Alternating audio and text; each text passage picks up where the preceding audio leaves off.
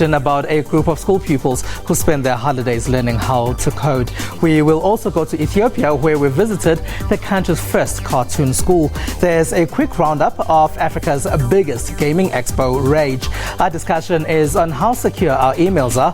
John Tullet from the International Data Corporation joins us for that one. We also review one of the two new FNB phones. You can find us on SABC Network on Facebook, Twitter, Instagram. It's News Network at SABC.co.za and email. Let's start with your social media technology news.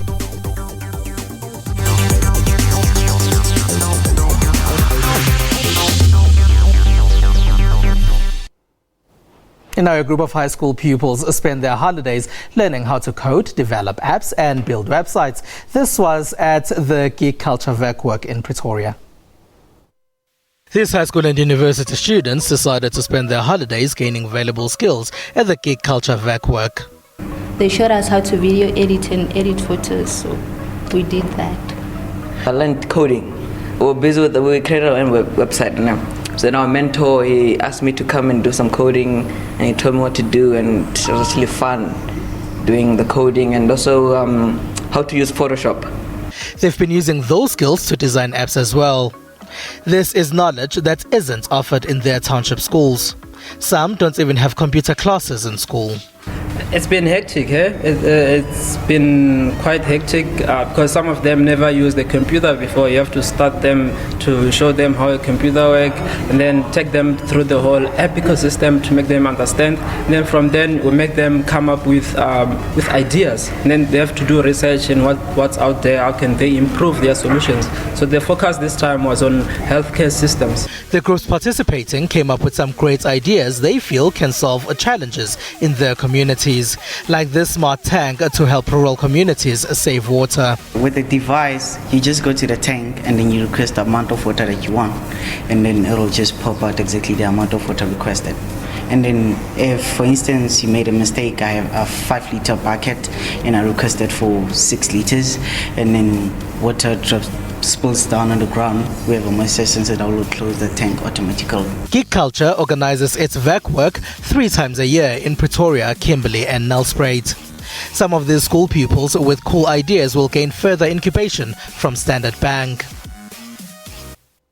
Ethiopia might start producing a lot more animated films. This is because the country has its first animation school. Coletta Wanjoy visited it for us. This one room is Ethiopia's first cartoon institute. Philemon, the co-founder, is training students how to create cartoon movements with different backgrounds. Students must be computer literate and have passion for cartoons. The trainees should also have creativity and great patience, since these animation films have a long process in production. The training on offer is tailored to what the students need to learn. Some come with skills in graphic design, so no need of additional lessons in computing to venture into cartoon production. Others are starting from scratch. Students can expect to achieve a good level of competence within 3 to 6 months. I want to do my own cartoon films and express my feelings. That is why I'm learning. I'm coming here because I like cartoon films. Cartoon is very good to express feelings. While there are other institutions training in animation, cartoon production is a new venture in Ethiopia. At this institute, animation is part of the package offered, but special emphasis is given to cartoons. There are some people who are trying to make cartoons. We see some initiatives going here and there, but it's not strong enough. So what we aspire is to have big industry who produces cartoons, because our country is rich in culture and heritage. We have many stories that we are going to tell. 10 years ago, the two brothers, Nestant and Philemon, started teaching themselves how to produce cartoons. Their first cartoon film, The Cave, which took them 2 years to produce, was aired in 2005. When we were doing this cartoon film, there were no schools. There were no professionals who are skilled of doing this. So if we are capable of doing this thing, why not we have many of people who are going to help us or themselves to make more and more cartoon films. Today, the brothers rely on modern production equipment and software, although have ambitions to improve even further as the institute grows in popularity. In its first 5 months of operation, this Cartoon Institute has enrolled 20 interested students. The owners say that inquiries are coming in every day and more people are getting more interested in learning more about cartoon production. The students are tasked with practical production of different cartoon clips after every stage of their training. The brothers are planning to create skilled personnel who will join them to venture beyond Ethiopia and exploit the untold African stories using the media of cartoons. Colette Wanjohi for SABC in Addis Ababa, Ethiopia. Banking apps have become a big deal as many of us do our banking on our smartphones. FNB has announced a newer version of its banking app. It even has a feature that allows you to just tap your phone. This is a version 5.0 of the FNB banking app. It has a feature called FNB Pay, which is equipped with NFC technology. This allows users to pay for goods by tapping against a contactless-enabled point-of-sale terminal. But unfortunately, only Android users can enjoy this feature.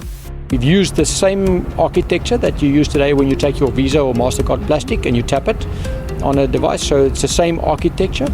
We've introduced another layer or two of security on top of that, which allows you to control clearly through the device that activity. So it's not just you tapping your plastic, but now you have to just open your phone and then tap your phone. So that already introduces another layer of security on it. The second one is a security feature called Smart In Contact. It's a transactional notification system that notifies users of changes down to a cent. And it also replaces the SMS one-time pins for approvals, rejections, and reporting of frauds. There is also a fingerprint authentication, which is on both Android and iOS platforms. But rival Standard Bank has already implemented this feature. Today, when you want to log into the app, you have to go into and capture your username and password. Now you can, both on an Android device or an Apple device, you can actually use a fingerprint. And the key thing here is we're using the biometric engine of the device and that operating system and not leveraging any biometric engines that sit. The bank added that it's also introducing a smartwatch app for Apple Watch and Android Wear platforms. Africa's biggest gaming expo, Rage, has ended after 3 days of showcasing the latest video and computer games here in Johannesburg. And Drone Racing League signs a deal with international sports broadcasters. These are some of the other tech stories that made headlines in the last week.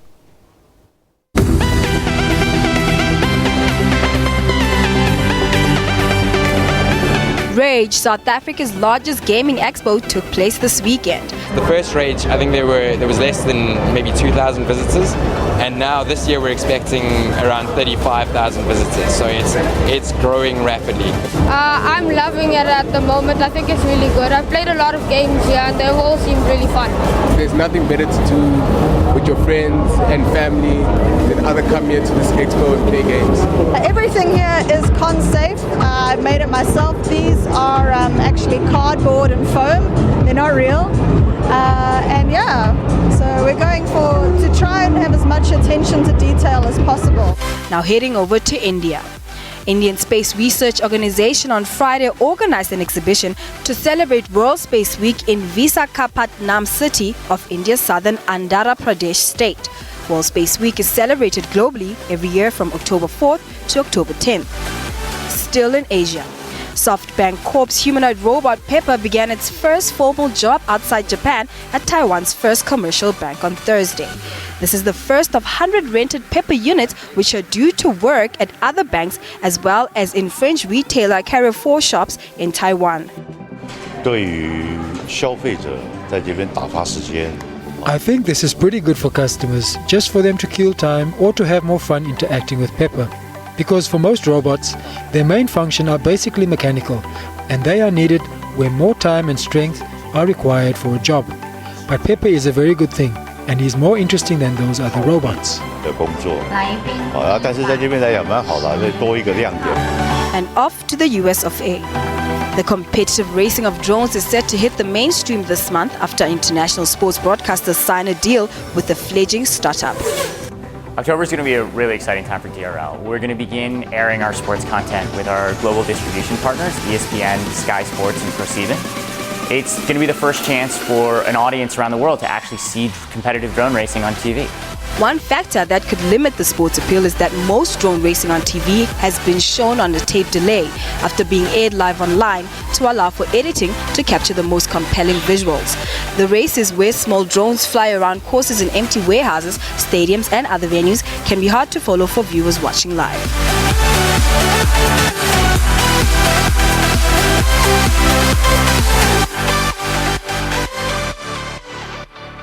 Find us on social media. It's SABC Network on Facebook, Twitter and Instagram. After the break, we chat to John Tallet from the International Data Corporation about the safety of our emails. Stay with us.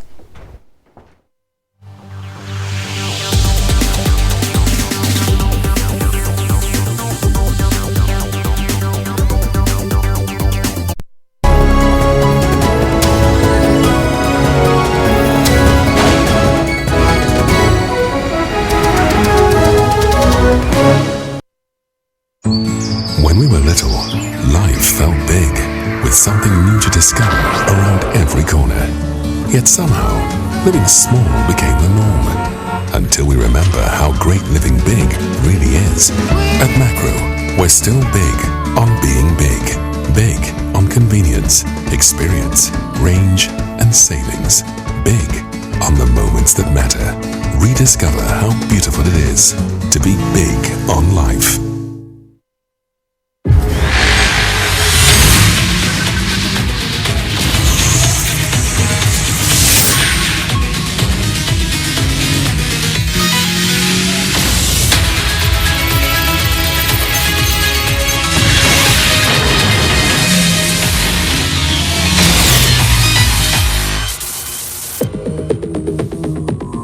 Another round?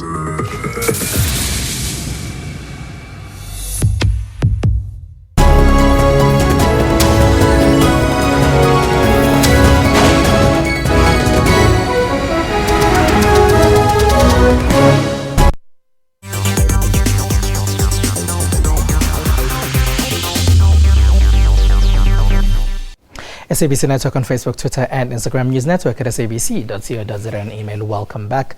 Now, in the last week, we heard allegations that said Yahoo has been spying on users' email accounts. This was at the request of the American government. So it's believed that Yahoo secretly built a custom software program to search all of its customers' incoming emails. This means they would have scanned hundreds of millions of Yahoo Mail accounts. Some surveillance experts say this represents the first case of an American internet company agreeing to a spy agency's demand by searching all arriving messages. It's not clear what sort of information intelligence officials were looking for. Now, joining me in studio is John Tallet from the International Data Corporation. Hello, and thank you for being a part of our network. Thank you very much for having me. Now, how true could these allegations be? It could be completely true. Yahoo has denied the allegations, of course, as you'd expect, but there are some doubts about their denial, if you like. And there's a precedent for this. There's a track record. This is the first time that an email provider has been accused of doing this, but we've seen network providers doing it in the past. AT&T was caught with secret facilities for government agencies to sniff data traffic, for example. Why would a government be asking tech providers to scan people, whether it's people's emails, whether it's your activity online? Why would they be doing that? Sure. Look, there's a lot of reasons why they might. It runs from maybe you're the subject of an investigation, for example. So in that case, they would normally have a court order or warrant of some sort. And they'd present that to a service provider asking for very specific information. So your emails, your phone records, a tap on your phone line, that kind of thing. Then there's the kind of dragnet surveillance, where they're just looking for hints of criminal activity or terrorist activity. And that's the kind of thing that we're talking about here, where they're scanning all the incoming emails, looking for signs or what they call selectors. So keywords, phrases, that kind of thing that may indicate activity. Now that's technically illegal. They need a warrant to go after this kind of information, and there's a very murky ethical and political and legal ground here So there's been a lot of pushback from the internet community about this. You might recall quite recently Apple pushed back very heavily against a demand from the FBI to write a backdoor for the iPhone. And that went all the way to court, and eventually the government dropped the case. So it's the kind of thing governments want. Every government around the world wants this kind of access. The community is pushing back more and more, especially in the wake of the Edward Snowden revelations, when we realized that in cases where the government isn't getting the data they've been asking for, they will find backdoors. If necessary, they will hack networks outright to get access to it. Now let's talk about those hackings. How safe are people online actually? How often would you get hacked by whether it's a government agency or anybody else really? So most of the time people are pretty safe, just because there's so many people online and there's so much activity. So the likelihood of you being targeted specifically is relatively small, unless you're a political activist or a public figure or something like that. That said, we do see security breaches all the time, right? So in this case for Yahoo is particularly embarrassing because it comes right on the heels of the news that they had a massive data breach, and 500 million accounts may have been compromised. Yahoo says it was probably by a foreign state attacking them. That may be true, but it's happened before. So they were breached about 6 years ago by the Chinese, Yahoo, Google, and others. So this kind of thing goes on all the time. It's not uncommon. And like I said, for most people, the risk is probably relatively low, but you shouldn't assume that anything in an email is any more secure than a postcard.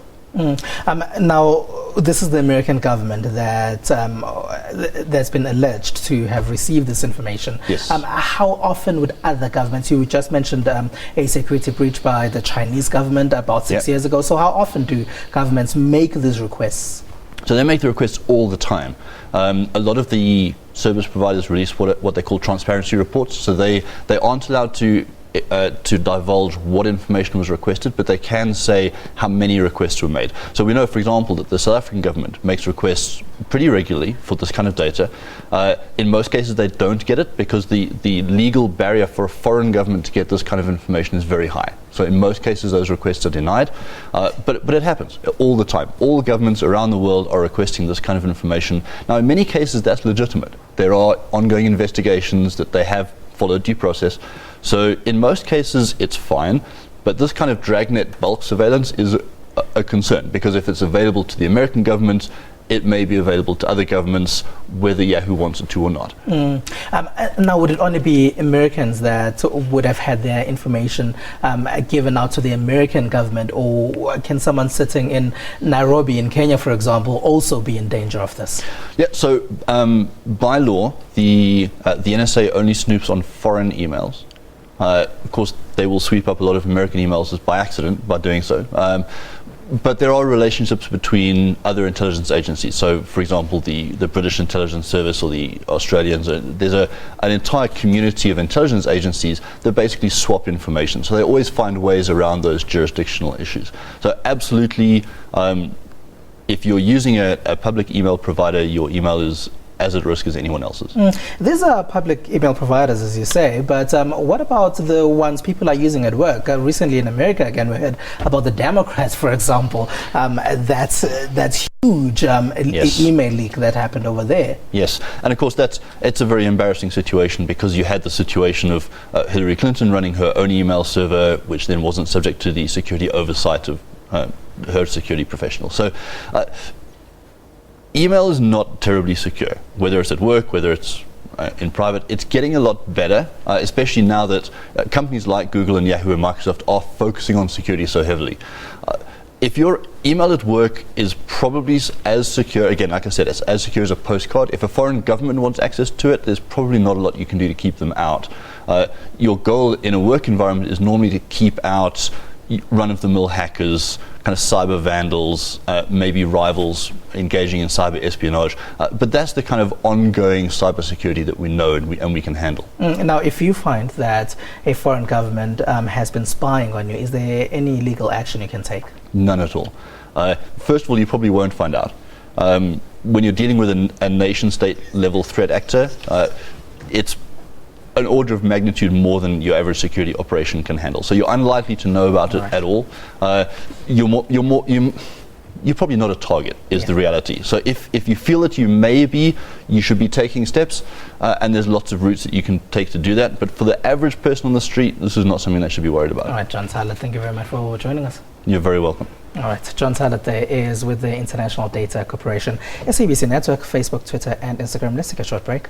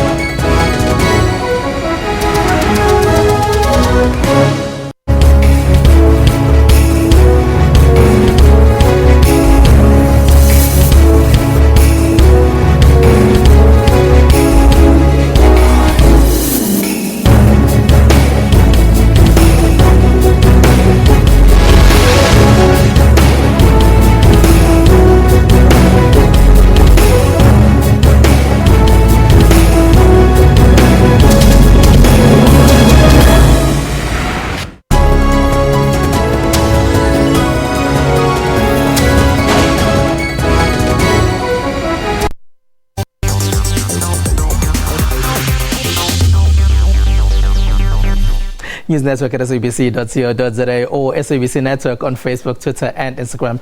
Thank you very much for being a part of our network tonight. Now, South Africa is seeing a large penetration of smartphones. This has led to First National Bank joining in the fun. We played around with the phone, and this is what we think of it. Botu, you've had the FNB Connexus X1 for 2 weeks. How do you feel about the phone? I think the phone is generally, it could compete with the top smartphones as it has a great picture quality, especially when the light is good. Although I have noticed that in low light it doesn't perform as well and does not produce great pictures. And in terms of the storage capacity, it has an internal capacity of 8 gig. Although only 4 gig of that can be used, as the other 4 is system memory, but it also allows for an external memory card to be inserted, which is of an advantage as we just insert a whole lot of apps in the phone. And I might say that it's also very friendly and easy to use. I haven't had any hassles with it in terms of maybe looking for a manual to use and everything.